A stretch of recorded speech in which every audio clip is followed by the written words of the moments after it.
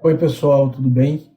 Vamos finalizar aquele tópico lá de potencial que nós começamos algumas aulas passadas, fechando com alguns pontozinhos hoje, onde eu vou começar com esse, cujo título é Energia Potencial Elétrica de um Sistema de Partículas Carregadas. Antes de eu começar essa aula propriamente dita, eu vou falar de uma dúvida que alguns alunos me perguntaram e que é importante essa altura do campeonato a gente esclarecer. Se vocês notarem, principalmente no livro Halliday, ele traz muito o tempo todo o símbolo de delta V, que ele chama de variação do potencial elétrico, seria VF menos VI. Mas se vocês notarem nas minhas aulas, eu usei muito o símbolo V de AB, onde V de AB é o que eu chamei de diferença de potencial, que seria a diferença entre o potencial A e B, o inicial e final. Essas coisas são ligeiramente diferentes, tá? O sinal deles é diferente. Então, a diferença de potencial AB é a diferença do potencial inicial menos o final. Lembra que eu usei como exemplo uma carga que vai de um ponto A, faz um movimento qualquer dentro de uma região de campo elétrico e chega no ponto B. Então, por essa nomenclatura, isso aqui seria o I, e de inicial, isso aqui seria o F. Então, V de AB seria VIF, que seria VI menos VF. Eles são diferentes em sinal, concorda? Esses dois aqui. Então, quando a gente fala em diferença de potencial DDP, ou queda de tensão, a gente vai tratar esse termo bastante na eletrodinâmica. Aí eu estou falando da diferença entre o potencial inicial e final, tá? No Halliday, ele usa muito ΔV, não só o Halliday, os livros de ensino superior, o Tipler também usa. Então, é só para vocês tomarem cuidado com essa questão de sinal, tá? Agora que eu falei o que é isso, então a gente pode falar especificamente do assunto que eu quero começar, que é como calcular a energia potencial elétrica, né, de um sistema de cargas, de duas, três, quatro cargas. Como é que eu calculo essa energia potencial? Então vamos usar como exemplo essa figura que está aqui, ó. Imaginemos que eu tenho duas cargas separadas por uma distância R e a carga Q1 está fixa, tá? Fixa.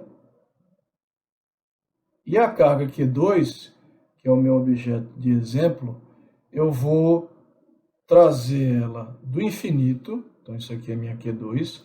Ela está lá no infinito. O símbolo do infinito é o 8 deitado, né? Eu vou trazer ela do infinito, não importa a trajetória, a gente já viu isso, até a posição que ela está agora, que é a distância R de Q1. Por que eu estou fazendo isso? Eu estou fazendo isso porque eu quero misturar aí trabalho com energia para poder chegar na expressão de energia potencial. Já vimos, eu vou só repetir. Trabalho é igual a ΔK, variação de energia cinética, que é igual a menos a variação da energia potencial, tá? E o trabalho é Q vezes E vezes D, isso aqui é igual a menos ΔU. E eu também já mostrei aí nas aulas passadas que esse produto campo vezes distância é justamente a diferença de potencial VAB. Então, para poder dar nome aos bois, vamos chamar aqui de A e aqui de B, tá? Podia ser IF, inicial, final. Então, menos ΔU, vou só reescrever aqui, é igual a Q, o E vezes D é V de AB. Então, V de AB. O que é que seria esse ΔU? Esse ΔU, vou puxar esse menos para cá, ó, seria o U final menos o U inicial. Agora que eu estou usando o símbolo delta, aí sim eu faço o final menos o inicial. É igual a Q vezes V de AB. Como eu estou usando o símbolo AB, eu vou só apagar aqui para ficar com a mesma simbologia. E o A, que é o ponto final, o B, que é o ponto final, vai ficar aqui. E o A, que é o ponto inicial, vai ficar aqui, tá? Vou expandir mais ainda isso daqui. Então, menos U de B, potencial energia potencial elétrica em B, menos energia potencial elétrica em A, é igual a Q, aí vou abrir parênteses, quem é o V de AB, o potencial elétrico em A, menos o potencial elétrico em B.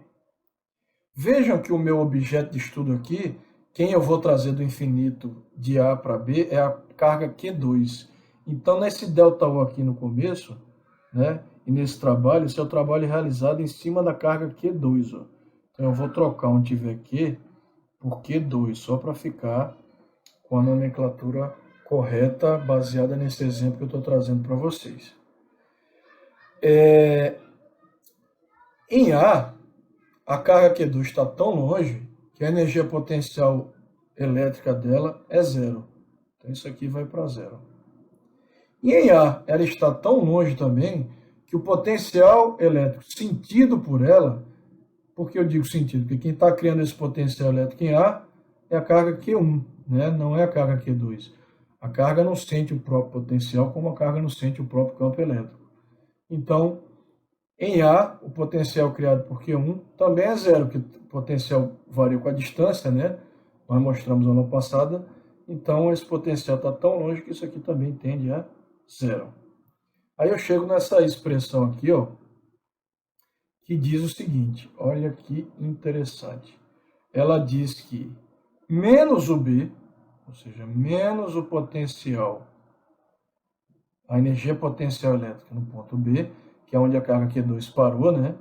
É igual a Q2 vezes menos o potencial elétrico nesse ponto B, criado por quem? Criado, obviamente, por Q1. Como eu tenho menos e menos, esse menos desaparece, né?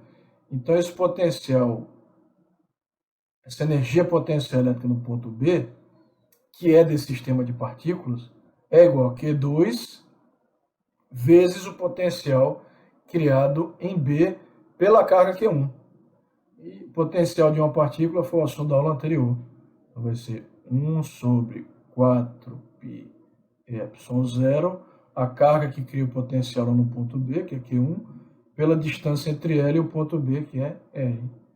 Arrumando esses termos aqui, chamar só de U vai dar 1 sobre 4π ε0, vezes, deixa eu ajeitar esse π para ele ficar bonitinho, né? Já que isso vai ser a nossa equação final aqui. 1 sobre 4π ε0 vezes Q1 vezes Q2. E aí eu quero destacar uma coisa interessante, depois que eu escrever isso aqui para vocês, sobre R. Esse R saiu feio, vou ajeitar ele aqui. Olhem que coisa interessante. Essa equação aqui, ela permite a gente calcular a energia potencial dessa configuração desse par de cargas Q1 e Q2. Vejam que essa energia potencial depende daquela mesma constante velha de guerra aqui, batida já, que a gente está usando lá desde leis de Coulomb, mas ela é proporcional. O produto das cargas também já apareceu isso aqui, também lá em lei de Coulomb, dividido, ao invés de agora quadrado da distância, por R. Então, coisas importantes a destacar, que vocês já devem estar lembrados, porque vocês já estudaram a energia potencial lá em Física 1. Energia potencial não é uma grandeza vetorial, ela é escalar, não só energia potencial, qualquer energia, né? Então, isso aqui é uma expressão escalar, não é vetorial. Não importa a direção que Q1 e Q2 tomem, o que importa é a distância entre elas, R. E como isso aqui é escalar, isso aqui não é módulo, isso aqui é o valor integral da energia potencial, significa dizer que se eu entrar com uma carga negativa nesse produto aqui, vamos supor que Q1 fosse negativa, mais Q2 positiva, menos com mais vai dar negativo.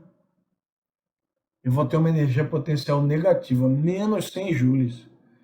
Mesma coisa aconteceria se Q2 fosse negativa e Q1 positiva. Eu ia ter energia potencial negativa. Agora, olha que interessante.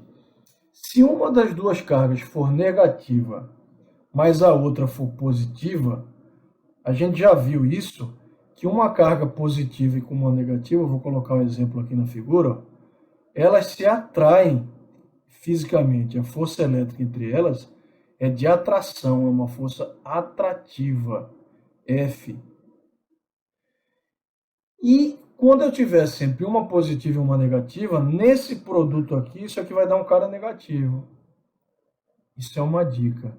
Energias potenciais elétricas negativas significam atração.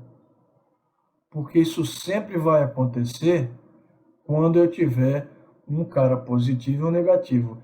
E energia potencial positiva entre duas cargas, como é que ela pode ser positiva? Se Q1 e Q2 forem ambas positivas, mais vezes mais dá mais, ou se ambas forem negativas, que menos vezes menos dá mais também. E cargas com sinais iguais se repelem, ou seja, energias potenciais positivas significa repulsão. Olha que interessante. Isso já aconteceu lá em gravitação universal, para quem já estudou isso em Física 1, deve lembrar que a energia potencial gravitacional, UG, era dada pela expressão menos G, Mzão, Mzinho, sobre R.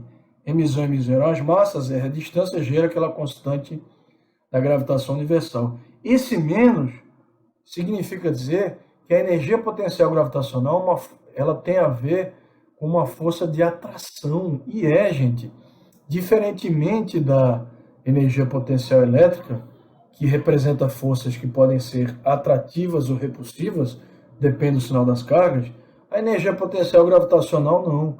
Não existe gravidade negativa, até que se prove o contrário.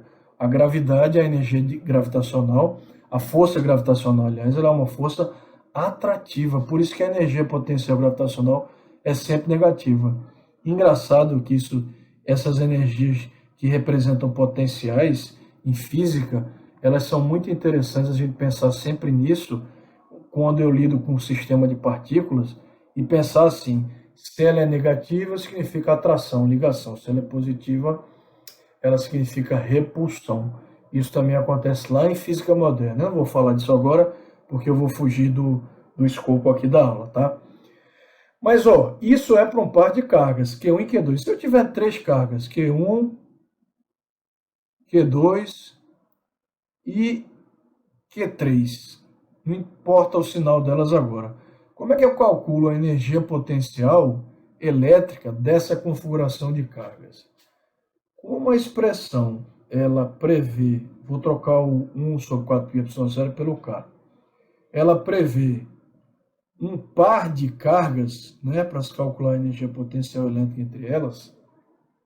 Se eu tiver 3, 4, 5, eu vou ter que fazer a combinação 2 a 2 delas. Então, eu vou ter que calcular energia potencial da 1 a 2, vou ter que calcular a energia potencial elétrica da 1 a 3, que seria K, Q1, Q3, sobre um R diferente agora, sei lá, R', a distância entre 1 e 3, e tem que calcular também a energia potencial elétrica que sobrou. Qual foi o par que sobrou aí? Eu usei um 2 e um 3. Faltou 2, 3, não foi? Então, você calcula a energia potencial elétrica do par 2, 3. Vai ser K, Q2, Q3, dividido por uma nova distância entre Q2 e 3, chamada de R duas linhas. O que eu faço nesse final? Eu somo. Então, a energia potencial final, resultante, vai ser o somatório dessas energias potenciais aí. Então, essa energia resultante vai ser 1, 2, mais a energia potencial U, 3, mais a energia potencial U, 2, 3. Claro que aqui eu posso ter energias potenciais positivas e negativas, tá? E isso vai ser levado em conta quando você for fazer essa soma aqui. Beleza? Vamos para o próximo tópico. O que eu quero falar nesse próximo tópico? Eu quero falar de como calcular o potencial elétrico de uma distribuição contínua de carga. Lembra que nas aulas lá de campo elétrico a gente calculou o campo criado por um anel carregado, campo criado por um disco carregado. Isso pode ser feito também para potencial. Qual era a técnica que a gente usava lá? Claro, né? Sem levar em conta a lei de Gauss, que serve para algumas simetrias. A gente usava a técnica da integração numérica, né? Dividia o elemento lá em um pedacinho, calculava o campo criado por aquele pedacinho e calculava o resto integrando. Eu posso fazer a mesma coisa aqui.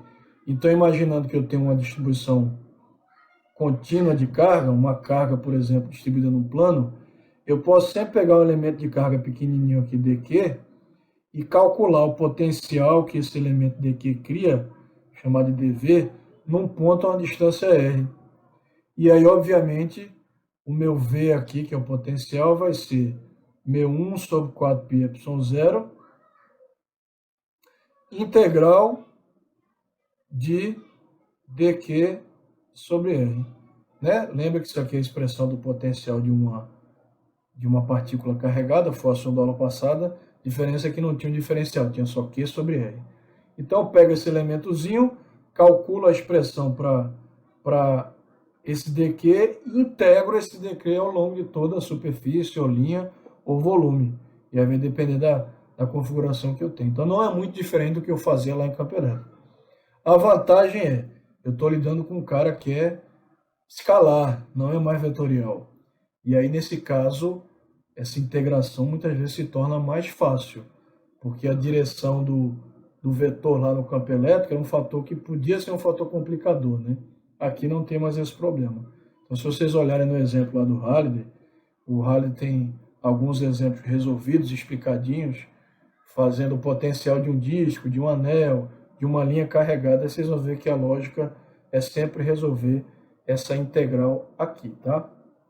Para finalizar essa aula de uma vez por todas, eu quero falar de como a gente calcula, eita, saiu do lugar aqui, como a gente calcula o potencial elétrico de um condutor carregado.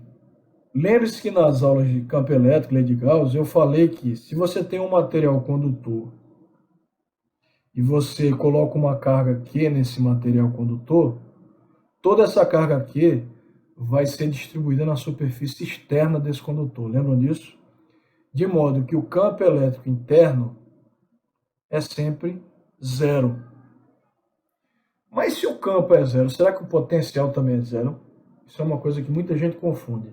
Então, por exemplo, se fosse uma esfera, a gente mostrou aí que se for uma esfera de raio... Esfera feia, danada, não foi essa aí?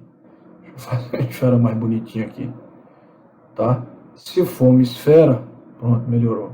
Olha aí, me ajudou o aplicativo. De raio R, a gente mostrou também que esse campo, né, se a gente plotasse um gráfico aqui, ele ia ter uma cara assim, ó. Ele ia ser zero, nulo, né, campo versus distância. Ele ia ser zero até R, e quando chegasse em R, ele passava a decair com o quadrado da distância, né? A gente mostrou em algum ponto esse gráfico aí. Porque o campo no interior é nulo, já que toda a carga se distribui na parte externa. E aí, se o campo é zero, será que o potencial também é zero dentro de um condutor carregado? Não, já digo logo, a resposta é não. E como é que você prova isso? Muito simples.